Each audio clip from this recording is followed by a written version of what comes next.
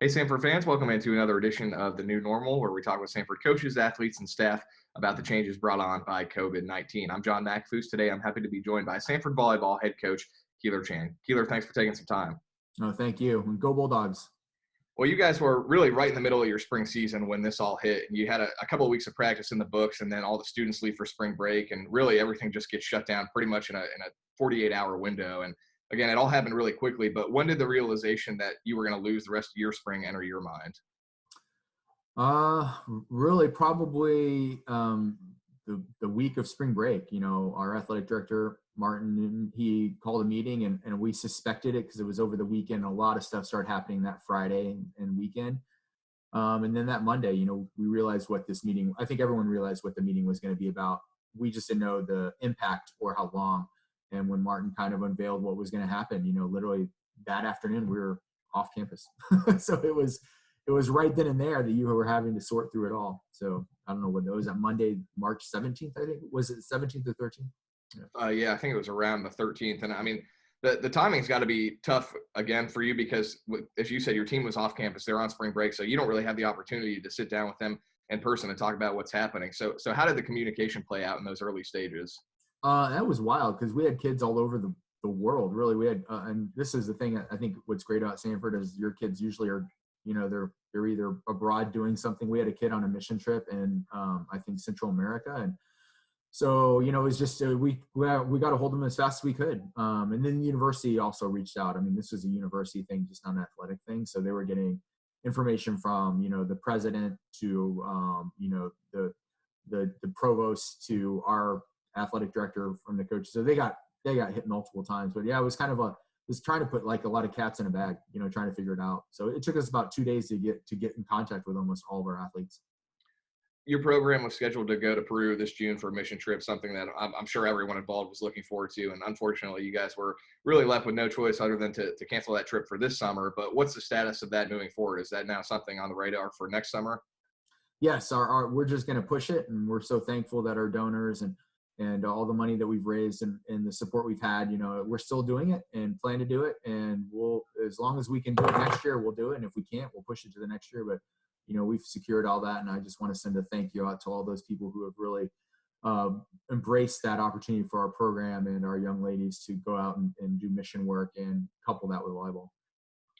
We really, don't know how long this is going to last. It could obviously drag through the summer. It could still be a factor in the fall. And I know there have been a lot of different scenarios floated around about things that could be done in the fall. If this is still a factor, maybe, play starts a little bit later than normal. Maybe play without fans or with distanced fans, or, maybe non-conference travel is cut down a little bit. But nobody really knows what this is going to look like in September and October. And I know you have to prepare for your season like you normally would, as does everyone in the college athletics world. But what does your outlook look like right now for the fall season?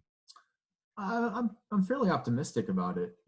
I just look at it and even though there's scenarios where we could shut down in the fall, we're going to plan like we're going to have a season. Now, what that season looks like, you've already touched on it. I do think it'll be a combination of many things, in reduction of games or later start or some other things that I think the athletic directors and the conference commissioners and then our government will make decisions on, and then we'll have to adjust to them. But hopefully what we'll do is we'll rise to the occasion and adjust as we need, and we'll continue on and make the best out of whatever situation presents itself to us.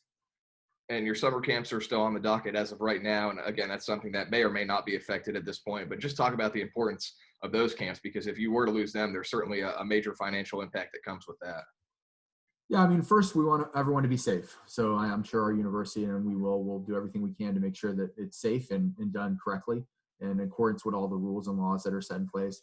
But yeah, we're planning on having camps, and I think our university is planning on starting to open up the university in the summertime. And I think camps are a good way to test it. So hopefully we can do that, and our camps have just continued to grow and are a vital part, not just financially, but also in creating a fan base and in connecting with our community. So we want to build that because high schools will move probably similarly to how colleges do. Like all education in general will probably function in somewhat a similar way. So we're hoping that camps can move through as we can, according to what this thing looks like.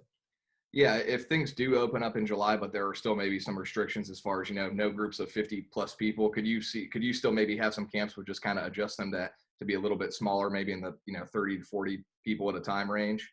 Yeah, I mean, well, fortunately for us, we'll be using 3 different gyms, which is 3 different locations. So maybe we can put 100 or 550 people in each gym, so 150 people total, including staff. So we might add another camp, for a couple of days to accommodate some of our, because we have 3 very large camps. So we'll do everything we can to accommodate that, and we'll run them with first class like we always do. But yeah, we'll make those adjustments as are necessary.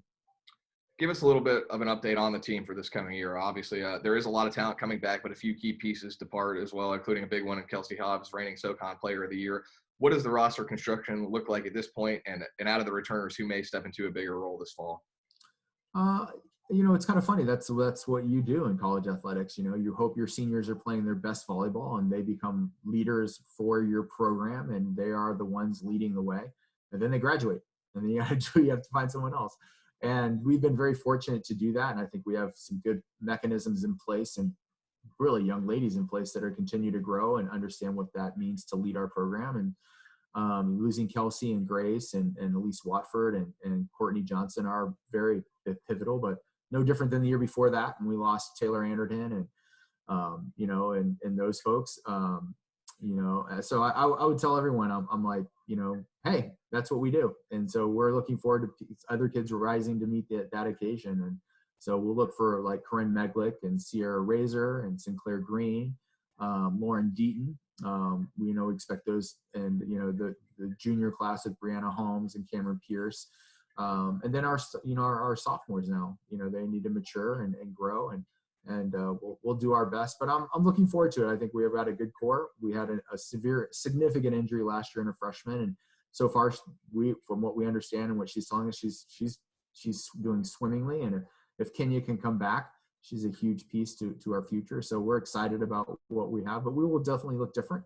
And but we'll still play the same Samford brand of volleyball, but we'll have new people doing different things, and we'll try to accentuate what they do really well, and continue to grow and be successful.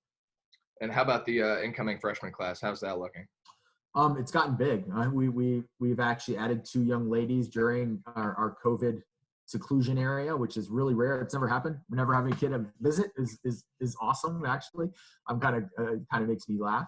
But I think they fit Samford to a T in our team and what we were trying to get accomplished. So we have 6 young ladies joining us, and we know they're gonna have to compete. They're gonna have to help us, and I expect them to be very good and embrace our tenets. And I think they will. I think we'll have a couple of them competing in starting positions potentially, and some others pushing and developing within our practice setting. But overall, I'm excited about having 6 new athletes join us. It'll be bring a good mixture of youth and experience to our 2020 season. Well, Keylor, as always, I appreciate your time, and I hope you and your family can continue to stay safe. Great. Stay safe, Bulldog Nation. We'll get there. That's Samford head volleyball coach Keylor Chan. I'm John McAfoose. Be sure to stay tuned to our Samford Athletics website and social media pages for more interviews throughout the coming weeks.